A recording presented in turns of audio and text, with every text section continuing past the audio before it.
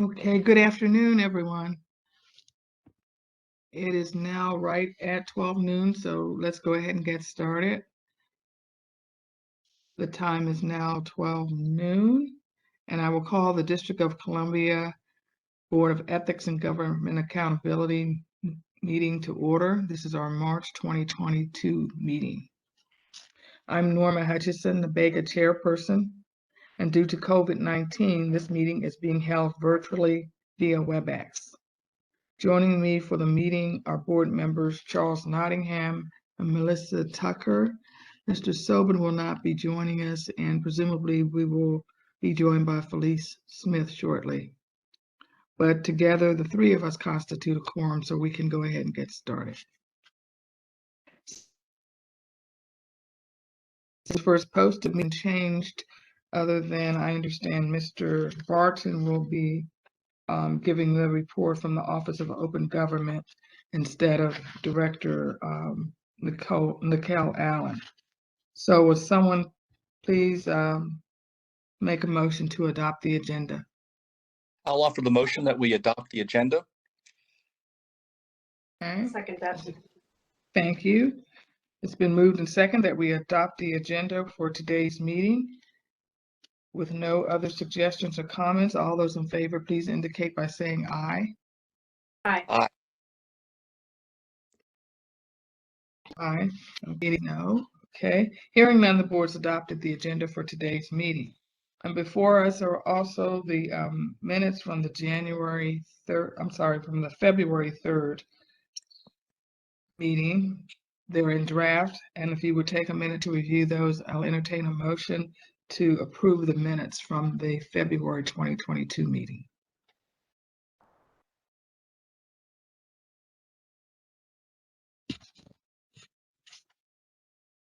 And I'll also note that Felice Smith has joined us, so there are 4 of the 5 board members on this webinar.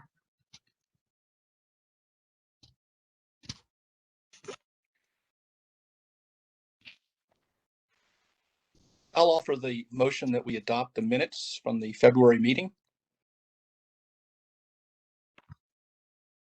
I'll second that motion. Okay, it's been moved and second that we approve the minutes from the February 3rd, 2022 board meeting or BEGA meeting. All in favor, please indicate by saying aye. Aye. Aye. Aye. Okay, any nays? No, that's all of us. So hearing none, the board has approved the minutes from the February 3rd, 2022 meeting. Next on our agenda is a report from the Office of Open Government. We'll hear from Johnnie Barton, who is the Chief Counsel of the Office of Open Government, and he'll give the report on behalf of the office. He's appearing via WebEx. Mr. Barton. Thank you, Chairperson Hutcheson. Good afternoon, board members. I'm Johnnie Barton, Chief Counsel for the Office of Open Government. I'm pleased to present this report on the activities of the OOG since the last board meeting. The OOG has continued to fulfill its mission of ensuring that all persons receive full and complete information regarding the affairs of district government and the actions of those who represent them. I'll begin with advice and advisory opinions. On February 17th, 2022, Director Allen issued advisory opinion number OOG 2021-008M on whether the functionality of FOIA Express hinders the submission and processing of DC FOIA requests. Director Allen found that it does.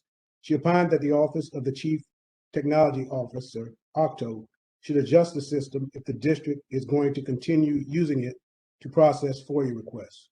Director Allen recommends that OCTO adjust FOIA Express to improve its functionality by removing the request type drop-down menu so that requesters are not confused by the option of FOIA OIG. Continuing to promote the open data portal and consider removing the reading room feature in its entirety to eliminate redundancy. Removing the attached consent here field from the request submission form, ensuring that the agency open government and FOIA contact information site is complete and current, and that Octo supply a link via the PILE landing page, which refers requesters to FOIA officers' contact information, and also removing references to 5 U.S.C. Section 4552, the federal FOIA statute. The advisory opinion is in the Dropbox for your review. Informal OMA and FOIA advice. Since the last board meeting, OAG responded informally via email or telephone to requests for assistance as follows: 7 requests for OMA advice, 6 requests for FOIA advice, and 38 requests for technical assistance with opendc.gov. Training and outreach. Office of Attorney General OAG training. On February 8th, 2022, Director Allen, myself, and Attorney DeBerry attended the Basics of Legislative Drafting training presented by the OAG. The training was an in-depth 2-hour discussion on the district's legislative process and legislative drafting techniques. District of Columbia Public Charter School Board OMA training. On February 11th, 2022, Attorney OG conducted an OMA training for the DC Public Charter School Board as a component of the resolution of complaint number OOG 2021-0001M. This concluded a 2-part training requirement for DC Public Charter School Board. DC Bar Legal Writing Webinar. On February 14th, 2022, I attended Writing Well 2022, sponsored by the DC Bar. The webinar provided helpful tips to improve legal writing, including words to use and avoid, improving sentence structure, and making legal writing more persuasive. Advisory Neighborhood Commissioners, ANC yearly FOIA trainings. Pursuant to DC Official Code Section 1-309.2D6, on February 17th, 2022, Director Allen conducted 2 FOIA trainings for ANCs via WebEx. The trainings were held at 2:30 p.m. and 6:30 p.m. I also attended. FOIA webinar. On February 28th, 2022, I attended the Cold War Museum's webinar, The Glomar Explorer in Court, the CIA in a court case on Project Arizona. The focus of the webinar was on the history of federal FOIA's Glomar response. Litigation and legislative update. Litigation. Tomel Dubose lawsuit. On January 20th, 2018, Tomel Dubose sued the district under DC FOIA seeking certain records from the Board of Dentistry and challenging the assessment of fees. The case is pending in the Court of Appeals. Tax analysis and Davis FOIA lawsuit. And I'm bringing this to the board's attention because we were just made aware of the fact that the case is currently on appeal. On March 23rd, 2022, the company Tax Analysis and individual Aaron Davis sued the district seeking injunctive and declaratory relief and fees and costs. The requesters have submitted a DC FOIA request to the Office of the Chief Financial Officer, OCTO, for certain private letter rulings, PLRs, from the Office of Tax and Revenue, OTR. OCFF had denied the request based on Exemption 6, DC Official Code 2-534A6, other statute withholding. The Superior Court granted the district's motion for summary judgment, agreeing that OTR may withhold PLRs based on DC FOIA Exemption 6. The court reasoned that the PLRs are in their entirety an evaluation of the tax consequences of a taxpayer's financial circumstances. Redacting the tax information would produce an edited document with little informational value, and therefore it is inappropriate to withhold. Therefore, it's appropriate to withhold the documents in their entirety. The requesters have appealed to the DC Court of Appeals, and the case is set for oral argument on March 8th, 2022. TPM lawsuit preliminary budget request. On July 13th, 2020, TMP sued the district under DC FOIA, alleging that the district failed to produce and post online various budget-related documents related to the Office of the State Superintendent of Education and District of Columbia Public Schools. The case remains pending in the DC Court of Appeals. The district's opening brief filed December 17, 2021, asserts that the Superior Court effectively overrides the deliberate process privilege by ordering the district to publish the documents under controversy. The DC FOIA should be interpreted in a manner that avoids any constitutional separation of powers questions, and TPM lacked standing to seek the court, lacked authority to order publication of prospective documents identified in DC Official Code 2-536. TPM's brief filed January 28, 2022 responds its standing to sue is supported by a correct reading of DC FOIA. The district's reading of the DC FOIA's affirmative disclosure paragraph is incorrect and will nullify it. An executive communication privilege has not been recognized in the district, and even if one existed, it would not apply to the sought documents, and the Superior Court had the power to require the district to post the documents in controversy. On February 4th, 2022, 6 amici curiae, the DC Open Government Coalition, the ACLU of DC, the DC Fiscal Policy Institute, Public Citizens, the Reporters Committee for Freedom of the Press, and the Washington, DC chapter of the Society of Professional Journalists filed a joint brief that supports TMP's position. On February 8th, 2022, the DC Council filed its amicus brief supporting TPM's position and disagreeing with the mayor that the district filed its reply brief on February 25th, 2022. The briefs are in the Dropbox for your review. Judicial Watch lawsuit autopsy records. On March 19th, 2021 and May 24th, 2021, Judicial Watch, Inc. filed complaints in Superior Court seeking specific performance on DC FOIA requests from the Office of the Chief Medical Examiner and the Metropolitan Police Department. As reported to you previously, Judicial Watch seeks certain records relating to the Capitol insurrection.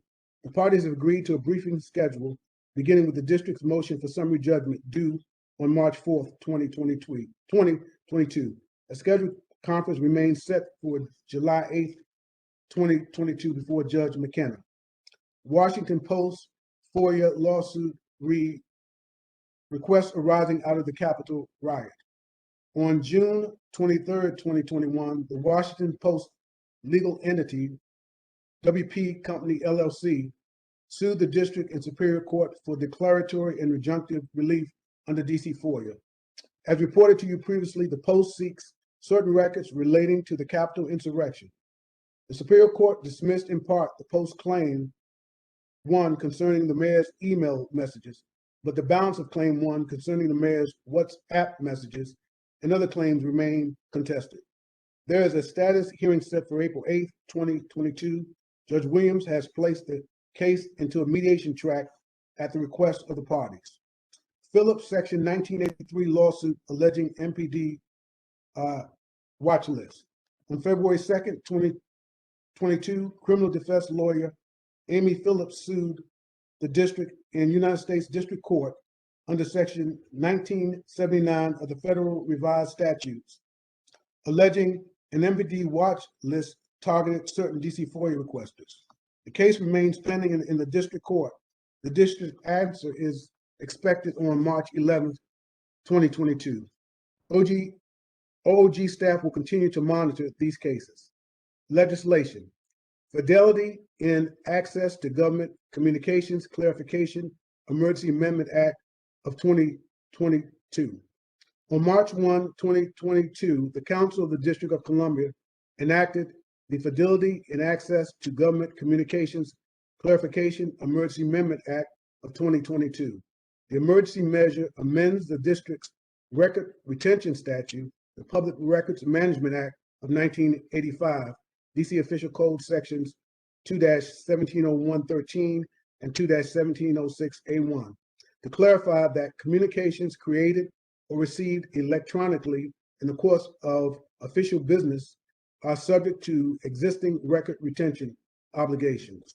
The Mercy Declaration Resolution states that the Act covers WhatsApp and similar applications that allow the destruction, deletion, or obscuring of communications. Copies of both measures are in the Dropbox for your review. Administrative matters. Paralegal specialist position. The paralegal specialist position is currently advertised on dchr.dc.gov, and DCHR is accepting applications of qualified candidates on BEGA's behalf. The vacancy closes on April 7th, 2022. BEGA office reopening. BEGA's offices reopened to regular operations on Monday, February 28th, 2022. BEGA's employees returned to the office at the Berry Building, working in the office 2 days per week and teleworking for 3 days. Performance oversight hearing. Director Allen presented testimony at the February 22nd, 2022 performance oversight hearing. She touched on the OOG's accomplishments in the enforcement of the OMA and provided FOIA advice provided in FY 21 and 22. Director Allen also recommended changes to the OMA and FOIA. Director Allen is working on the FY 23 budget with Director Cooks, and there are no updates on the federal FY 23 budget at this time. This concludes the Office of Open Government's March 3rd, 2022 report. I'm happy to address any questions from the board. Okay, thank you, Mr. Barton. And I'm not certain I got your title right when I introduced you, but you corrected me. You're the Chief Counsel for the Office of Open Government. Are there any questions That's for correct. Mr. Barton?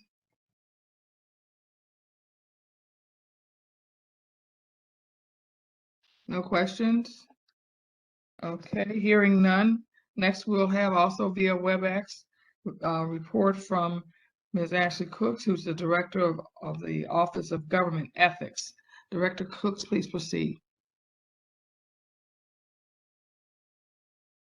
Good afternoon, Chairperson Hutcheson and members of the board. I'm Ashley Cooks, the Director of Government Ethics. I'm pleased to present this report on the activities of the Office of Government Ethics, OGE.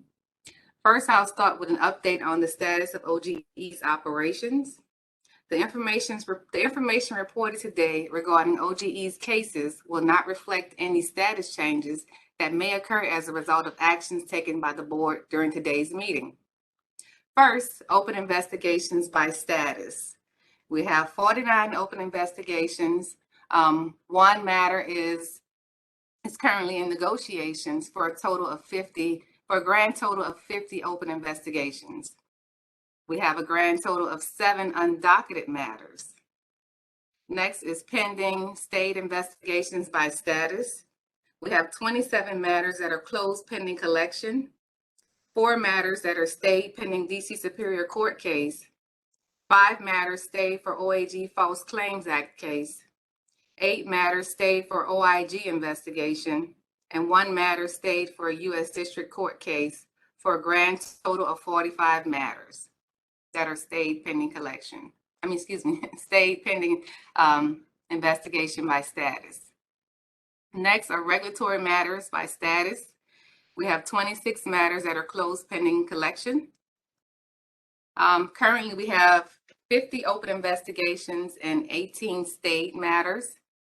The number of open preliminary and formal investigations includes 10 new matters open since the last board meeting.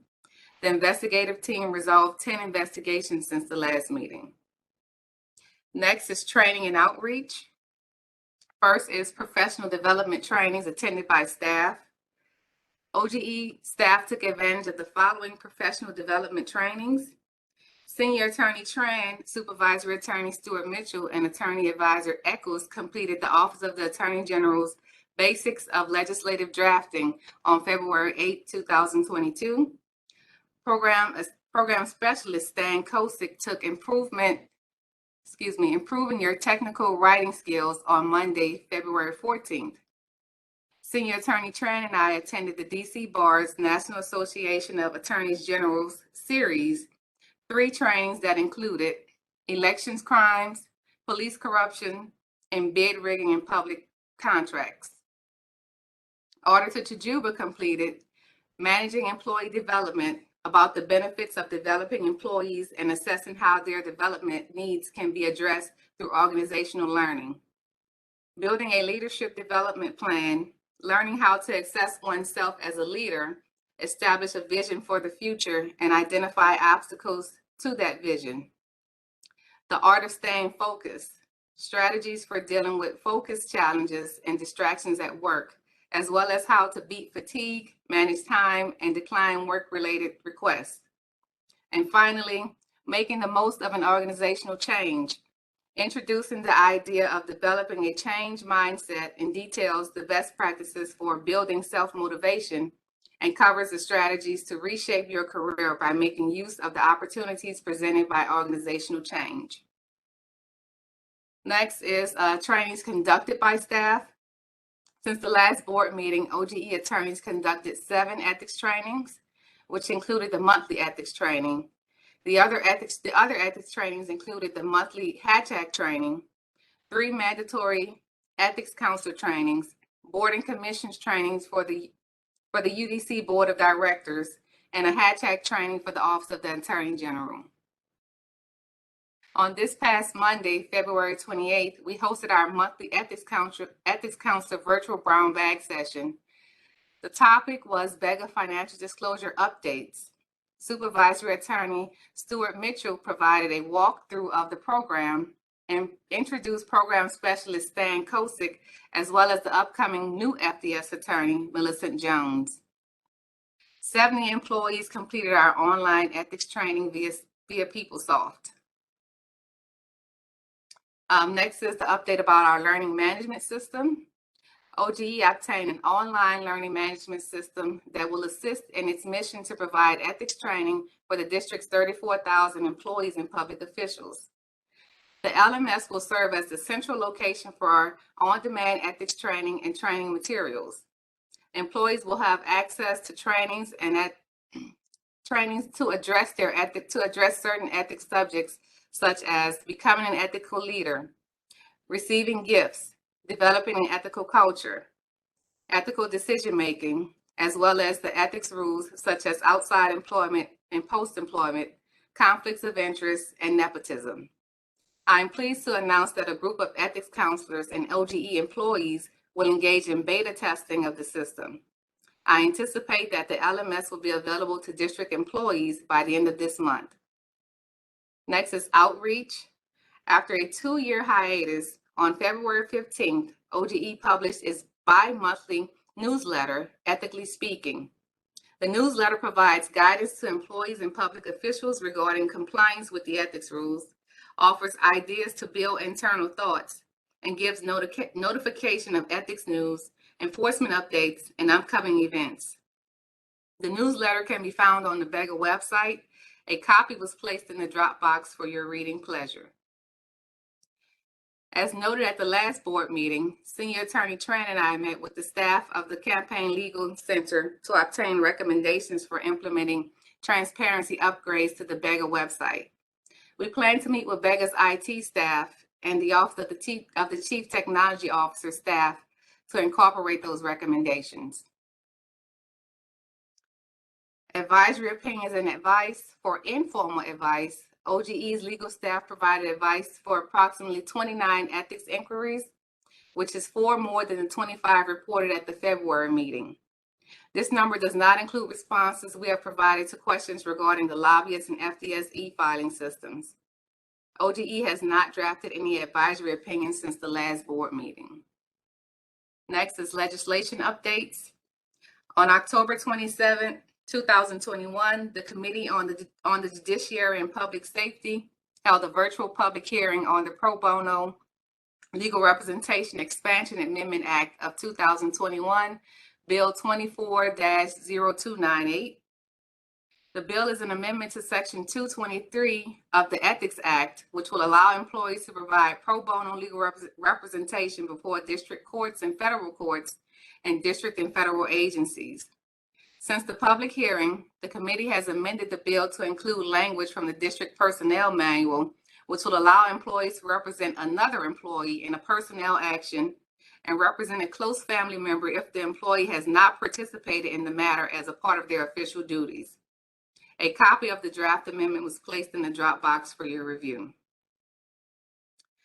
The Delinquent Recovery Act of 2012, Debt Recovery Act, requires government agencies to forward any uncollected debt that is over 90 days to the Central Collection Unit, CCU, and that debt collected by the CCU on behalf of the agency is deposited into the district general fund. OGE has scheduled a meeting with Councilmember Nadeau's office to discuss amending the Debt Recovery Act to include language that BEGA may, in its discretion, transfer and refer delinquent debts associated with settlements and judgments to the CCU for collections, and funds collected shall be deposited into the Ethics Fund. A copy of the draft amendment was placed in the drop box for your review. Next is OGE administrative matters. First is OGE staffing. OGE is actively recruiting to fill BEGA's Human Resources Specialist vacancy. The job announcement is posted on Careers CC and will remain open until the end of this month. We are actively working to fill the other vacancies. Next is performance oversight. On February 22nd, 2022, Chairperson Hutcheson, Director Allen, and I testified before the Committee on Human Services and BEGA's performance oversight hearing. We provided answers to oversight questions regarding the agency's performance and achievements for fiscal years 2021 and 2022. Copies of the answer submission and testimony were uploaded to the Dropbox. Financial Disclosure Statement, FDS. The 2022 FDS filing season preparations have begun. OGE has begun to receive filer lists from various agencies. As previously stated, Supervisory Attorney Stuart Mitchell offered several trainings for ethics counselors and a brown bag session specifically about financial disclosure statements. The FDS e-file system upgrades are in process. The FDS team has continued to meet with its vendor, Abstract Evolutions, at least once a week.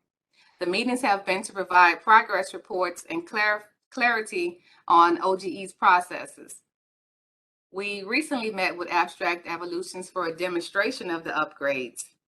This meeting gave OGE staff an opportunity to see the new functionality and offer comments to further fine-tune the improvements. The FDS team is still working on the Financial Disclosure Standard Operating Procedure Manual. Next is Lobbying Registration and Reporting, LRR. The 2022 registrations and 2021 Quarter 4 activity reports were due on January 18th, 2022. In February, OGE received 9 lobbyist registrations. That includes 6 new registrations and 3 renewals. In addition to the registrations, OGE received 2 activity reports for Quarter 4.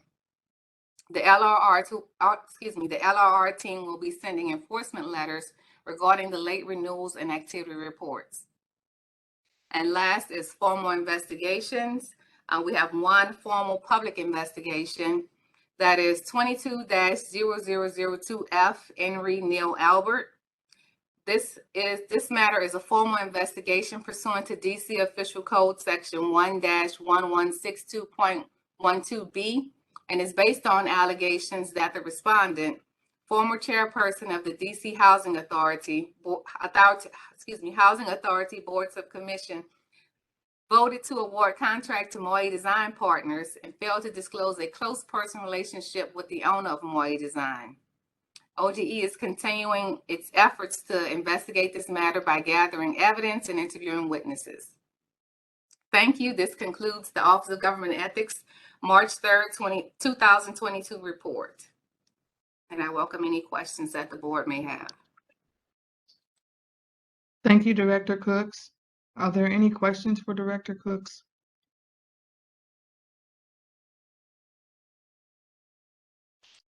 Okay. Hearing none, we'll move to the next item on our agenda, and that's public comments. The public was invited to submit comments in writing by 11 a.m. today. No public comment received. Next on the agenda is the executive/closed session.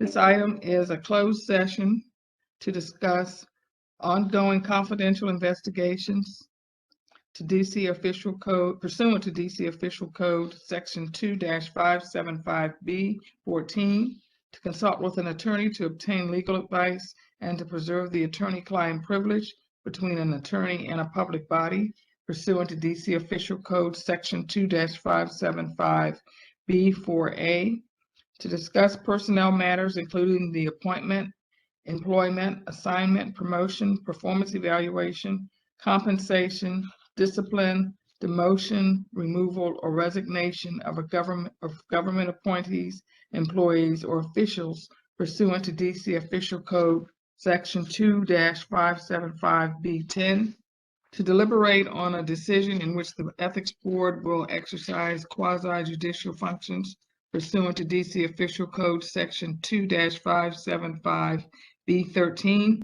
and to discuss contract negotiation strategies pursuant to DC Official Code Section 2-575B2. May I have a motion to enter into executive session? I'll offer that we enter into executive session. Is there a second? A second. The motion needs a second. This is Felice. I'll If you're second. trying to second your. All right, thank you. It's been moved and second that the board enter into executive session. All in favor, please indicate by saying aye. Aye. Okay, board members, please log out of this session and log into the WebEx for the executive session. Once the executive session ends, we turn to this where coordinators decided, finish any other business and adjourn the meeting. Thank you.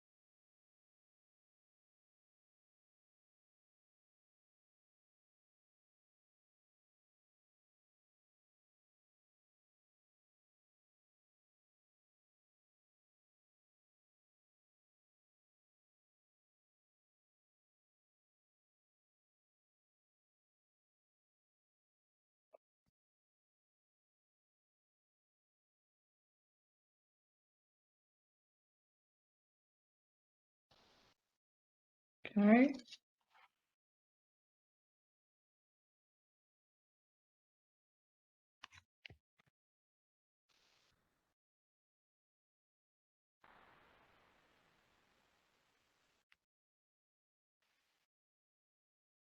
And the time is now 1:14 p.m.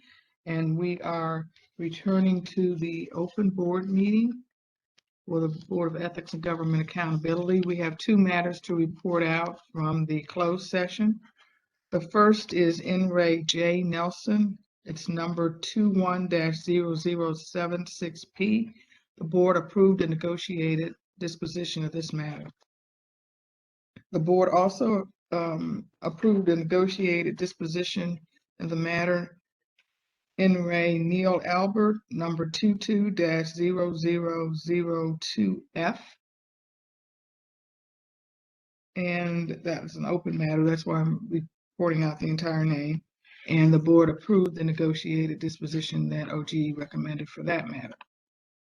Is there any further business before we adjourn? Okay, hearing none, we'll adjourn this meeting. Our next meeting will take place on April 7th at 12 noon. Thank you. Thank you, Madam Chair and board members. Meeting's adjourned. Yes. Thanks, everyone.